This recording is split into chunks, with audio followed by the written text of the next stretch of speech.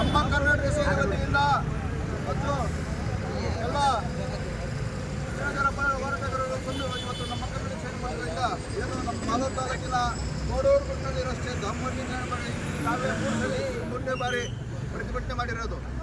ನಾವು ಏನು ನಿದ್ದೆ ಮಾಡ್ತಾ ಇದ್ದೀರೋ ಏನೋ ಗೊತ್ತಿಲ್ಲ. BWP ಆಫೀಸರು ನಾವು ಇವತ್ತೇನು ಉಗ್ರ ಹೋರಾಟವನ್ನು ಮಾಡ್ಕೊಬೇಕು ಅಂತ ಹೇಳಿ ಅಂದ್ಕೊಂಡಿದ್ವಿ. ಮೊನ್ನೆ ವೃತ್ತ ನಿರ್ದೇಶಕರು ಬೇಡ ರಸ್ತೆ ತಡೆ ಮಾಡೋ ಅವಶ್ಯಕತೆ ಇಲ್ಲ, ನಾವು ಕರೆದು ಸರಿಪಡಿಸ್ತೀವಿ ಅಂತ ಹೇಳಿದಾಗ ನಾವು ಸಮಾಧಾನವಾಗಿ ನಾವೇನು ಇವತ್ತು ಪ್ರತಿಭಟನೆ ಅಂದ್ಕೊಂಡಿದ್ವಿ ಅದ್ರ ಪ್ರಕಾರ ನಡ್ಕೊಂಡು ಹೋಗ್ತಾ ಇದ್ದೀವಿ. ನೀವು ಕಚೇರಿಗೆ ಬಂದು ಬೆಳಗ್ಗೆ ಬಂದು ಸಾಯಂಕಾಲ 5:30 ಮನೆಗೆ ಹೋಗುವಂಥ ಮಟ್ಟ ಇಟ್ಕೊಂಡಿದ್ದೀವಿ. ಯಾಕಂದರೆ ಕೆಲವು ಅಧಿಕಾರಿಗಳು ನೋಡ್ತಾ ಇದ್ದೀವಿ. ನಾವು ಕೂಡಲೇ ನಾವು ಯಾವುದೇ ಅಧಿಕಾರಿಗಳಾಗಲಿ ನಾವು ಗಮನಿಸ್ತಾ ಇರ್ತೀವಿ. ನಾವು ಸಾಮಾನ್ಯವಾಗಿ ಒಬ್ಬ ಅಧಿಕಾರಿ ಮೇಲೆ ಮಾತಾಡೋ ಅವಶ್ಯಕತೆ ಇರಲ್ಲ. ಯಾಕೆ ಮಾತಾಡ್ತಾ ಇದ್ದೀವಿ ಅಂತಂದರೆ ಇದು ಮೂರನೇ ಬಾರಿ ಪ್ರತಿಭಟನೆ. ನೀವೇನು ನಿದ್ದೆ ಮಾಡ್ತಾ ಇದ್ದೀರಾ? ಯಾವ ರಸ್ತೆ ಏನಾಗಿದೆ, ಯಾವ ಥರ ಅಧಿಕಟ್ಟಿದೆ, ವಿದ್ಯಾರ್ಥಿಗಳು ಎಷ್ಟು ಜನ ಟೂ ವೀಲರ್ಗಳು ಕರ್ಕೊಂಡು ಹೋದಾಗ ಬಿದ್ದು ಆಸ್ಪತ್ರೆಗೆ ಸೇರಿದ್ದಾರೆ, ಕೈಕಾಲುಗಳು ಎಷ್ಟು ಜನ ಮುಡ್ಕೊಂಡಿದ್ದಾರೆ, ಮಾಹಿತಿ ಎಷ್ಟು ಹೆಚ್ಚಿದೆ ನಿಮ್ಗೆ ಗೊತ್ತಿದೆಯಾ? ಎಷ್ಟು ಜನ ವಿದ್ಯಾರ್ಥಿಗಳು ಕೈಕಾಲು ಮಾಡ್ಕೊಂಡಿದ್ದಾರೆ ನಿಮ್ಗೆ ಗೊತ್ತಿದೆಯಾ? ನೀವು ಅದನ್ನು ಪರಿಶೀಲನೆ ಮಾಡಿದ್ದೀರಾ? ಏನು ಮಾಡ್ತಾ ಇದ್ದೀರಿ? ನಿದ್ದೆ ಮಾಡ್ತಾ ಇದ್ದೀರಾ? ಅದನ್ನೆಲ್ಲ ಗಮನದಲ್ಲಿಟ್ಕೊಂಡು ಏನಿವತ್ತು ನಮ್ಮ ತಾಲೂಕು ತಹಸೀಲ್ದಾರ್ ಏನು ಇವತ್ತೇನು 2 ಕೋಟಿ ಚಿಲ್ಲರೆ ಏನು ಆಗಿದೆ ಸ್ಯಾಂಕ್ಷನ್ನು, ಯಾರು ಗುತ್ತಿಗೆದಾರರಿದ್ದಾರೋ ಈ ಕೂಡಲೇ ಕರೆಸಿ ಅವರಿಗೆ ಏನು ಇದೆಯೋ ಅದನ್ನೆಲ್ಲ ನೀವು ಒಪ್ಪಿಸಿ ನಾಳೆಯಿಂದನೇ ಕೆಲಸ ಪ್ರಾರಂಭ ಮಾಡಿ. ಏನು 3 ತಿಂಗಳು ಹೇಳಿದಾರೋ ನಮ್ಮ ತಹಸೀಲ್ದಾರರು ಅದನ್ನು ನೀವು ಅನುವು ಮಾಡಿಕೊಡ್ಬೇಕು ಸಾರ್ವಜನಿಕರಿಗೆ. ಇದಕ್ಕೆ ಹಿಂದೆ ಇದ್ದಂಥ ತಹಸೀಲ್ದಾರ್ ರಮೇಶ್ ಸರ್ ಅವರು ಇದೇ ಮಾತನ್ನು ಹೇಳ್ತಾ ಹೋಗಿದ್ದು. ತಹಸೀಲ್ದಾರ್ ಸಾಹೇಬರು ರಮೇಶ್ ಸಾಹೇಬರು ಇದೇ ಮಾತನ್ನೇ ಆಗ ಏನು ಇವಾಗ ತಾಲೂಕು ದಂಡಾಧಿಕಾರಿಗಳು ಏನು ನಿಮಗೆ ಆದೇಶ ಕೊಟ್ಟಿದ್ದಾರೋ ಆ ಆದೇಶನ ನೀವು ಪಾಲನೆ ಮಾಡಲೇಬೇಕು. ಪಾಲನೆ ಮಾಡಲಿಲ್ಲ ಅಂತಂದರೆ ನಾವು ರಸ್ತೆ ತಡೆ ಮಾಡೋದಲ್ಲ, ನಮ್ಮನ್ನು ಮುಂದಿನ ದಿನಗಳಿಂದ ಏನು ಮಾಡಬೇಕು ಅನ್ನೋದು ಎಲ್ಲ ಸಂಘಟನೆಗಳಿದ್ದಾರೋ ನಮ್ಮ ಸಂಘಕ್ಕೆ ಏನು ಮಾಡಬೇಕು ಅನ್ನೋದು ನಮಗೆ ಯೋಚನೆ ಮಾಡಿ ನಾವು ಮಾಡ್ತೀವಿ. ಅದನ್ನು ಮುನ್ನೆಚ್ಚರಿಕೆ ಕೊಡ್ತಾ ಇದ್ದೀವಿ. ಕೂಡಲೇ ನಾಳೆಯಿಂದ ಕೆಲಸ ಸ್ಟಾರ್ಟ್ ಮಾಡಲಿಲ್ಲ ಅಂತಂದರೆ ತಿರುಗಿ ನಾಳೆ ಮಾಡ್ತೀವಿ, ನಾಳೆನೂ ಬಂದು ಕುತ್ಕೊಂತೀವಿ. ಅತಿ ಶೀಘ್ರದಲ್ಲೇ ನಾವು ನಾಳಿದ್ದು ಮಾಡ್ತೀವಿ ಅಂತ ನಾವು ಬಿಡಲ್ಲ. ಏನು ನಮ್ಮ ತಹಸೀಲ್ದಾರ್ ಹೇಳಿದ್ದಾರೆ, ಹಲೋ, ಏನು ನಮ್ಮ ತಹಸೀಲ್ದಾರ್ ಈಗ ಹೇಳಿದಾರೋ ಆ ಒಂದು ಆದೇಶಕ್ಕೆ ನಾವು ಬದ್ಧವಾಗಿ ನಾವು ಕೊಡ್ತಾ ಇದ್ದೀವಿ. ನಾಳೆಯಿಂದಲೇ ಪ್ರಾರಂಭ ಆಗಬೇಕು ಕೆಲಸ. ತಹಸೀಲ್ದಾರ್ ನಾವು ಅವರ ಒಂದು ಏನೋ ಒಂದು ಆದೇಶವನ್ನು ಅದನ್ನು ನಾವು ಪಡಿತಾ ಇದ್ದೀವೋ ಅದನ್ನು ನಾವು ಭದ್ರಾಗಿಲ್ಲ. ನಾವು ಮುಂದಿನ ದಿನಗಳಲ್ಲಿ ಏನು ಮಾಡಬೇಕು ಅನ್ನೋದು ನಮ್ಗೆ ಗೊತ್ತಿದೆ. ಕಂಟಿನ್ಯೂ ಹೋರಾಟ ಅಲ್ಲ, ನಿಮ್ಮ ಮೇಲೆ ಏನು ಮಾಡಬೇಕು ಅಂತ ನಾವು ಮಾಡ್ತೀವಿ. ಹೋರಾಟ ನಾವು ಇದು ಮಾಡಲ್ಲ.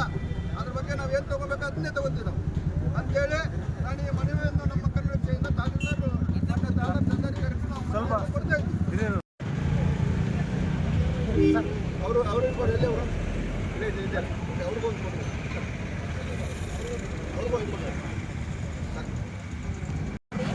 ಈ ದಿನ ಏನು ನಮ್ಮ ಕರ್ನಾಟಕ ಸೇನೆಯ ವತಿಯಿಂದ ಕೋಡೂರು ಗುಡ್ನಳ್ಳಿ ರಸ್ತೆಯ ಡಾಂಬರೀಕರಣಕ್ಕೆ ಸಂಬಂಧಪಟ್ಟಂತೆ ಏನು ರಸ್ತೆ ತಡೆಯ ಒಂದು ಕಾರ್ಯವನ್ನು ಹಮ್ಮಿಕೊಂಡಿದ್ದಾರೆ. ಇದಕ್ಕೆ ವಿಷಾದವನ್ನು ವ್ಯಕ್ತಪಡಿಸ್ತೀವಿ.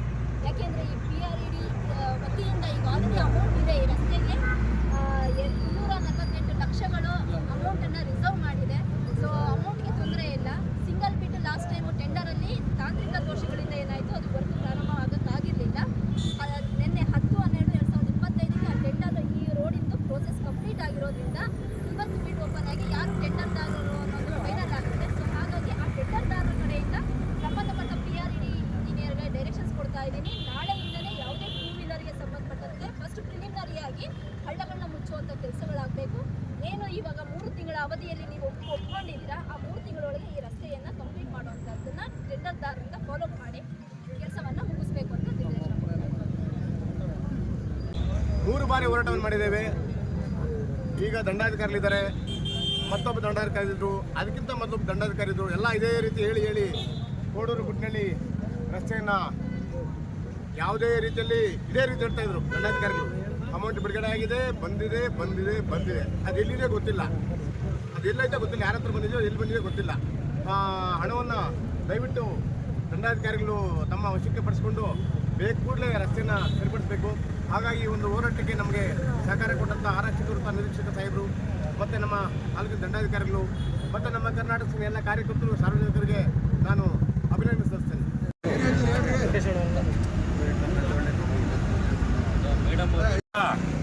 ಗುಡ್ನಳ್ಳಿ ಮತ್ತು ಕೋಡೂರು, ಕಾಟೇರಿ, ಸೊನ್ನಳ್ಳಿ ಗ್ರಾಮದ ರಸ್ತೆ ಡಾಂಬರೀಕರಣ ಬಗ್ಗೆ ಒಂದು ಕಾರ್ಯಕ್ರಮವನ್ನು ಹಮ್ಮಿಕೊಂಡಿದ್ವಿ, ಪ್ರತಿಭಟನಾ ಕಾರ್ಯಕ್ರಮ ಹಮ್ಮಿಕೊಂಡಿದ್ವಿ. ಈ ಹಿಂದೆ 3 ಬಾರಿ ಸಹ ಮಾಡಿದ್ವಿ. ಅಧಿಕಾರಿಗಳು ನಮ್ಮಲ್ಲಿ ಸ್ಪಂದಿಸ್ತಾ ಇಲ್ಲ, ಯಾಕಂತಕ್ಕಂತಕ್ಕಂಥ ಗೊತ್ತಿಲ್ಲ. ಅಧಿಕಾರಿಗಳಿಗೆ ಏನು ಅಂತ ಈಗ ತಹಶೀಲ್ದಾರ್ನ ಮೆಮೊರಾಂಡಮ್ ಕೊಟ್ಟಿದ್ದೀವಿ. ಮೆಮೊರಾಂಡಮ್ ಬಗ್ಗೆ ತಹಶೀಲ್ದಾರ್ ಸ್ಥಳ ಪರಿಶೀಲನೆ ಮಾಡಬೇಕು ಅಂತಕ್ಕಂಥ ಮಾತನ್ನು ಹೇಳಿದ್ದಾರೆ. ಮಾಡಿ ಈಗಾಗಲೇ ಹಳ್ಳ ಕೊಳ್ಳಗಳು ಹಿಂದೆ ಮುಂದೆ ಭಾರಿ ಹಳ್ಳ ಕೊಳ್ಳಗಳಿದೆ. ಈಗಾಗಲೇ ಸುಮಾರು 2 ಮಕ್ಕಳು ಹಳ್ಳ ಕೊಳ್ಳದಲ್ಲಿ ಬಿದ್ದು ಕೋಲಾರ ಗೌರವ ಹಾಸ್ಪಿಟಲನ್ನು ಸೇರಿದ್ದಾರೆ. ಇದು ತುಂಬ ನೋವಾಗಿರ್ತಕ್ಕಂಥ ಒಂದು ವಿಚಾರವಾಗಿದೆ. ಆ ವಿಚಾರದಲ್ಲಿ ತಹಶೀಲ್ದಾರನ್ನು ಕರೆಸಿ ಒಂದು ಮೆಮೊರಾಂಡಮ್ ಕೊಟ್ಟಿದ್ದೀವಿ. ಮುಂದಿನ ದಿನಗಳಲ್ಲಿ ಏನು ಈ ಹಳ್ಳ ಕೊಳ್ಳ ಮುಚ್ಚಿದೆ ಡಾಂಬರೀಕರಣ ಮಾಡಿದ ಪಕ್ಷದಲ್ಲಿ ಮಾಲೂರು ಬಂದ್ಗೆ ತೆರೆ ಕೊಡ್ತಕ್ಕಂಥ ಮಾತನ್ನು ಹೇಳಿ ಈ ಸಂದರ್ಭದಲ್ಲಿ ಈ ಮಾತು ಮುಗಿಸ್ತಾರೆ. ಜೈ ಹಿಂದ್, ಜೈ ಕರ್ನಾಟಕ. ಮಾಡಿ 15 ವರ್ಷ ಆಗಿದೆ.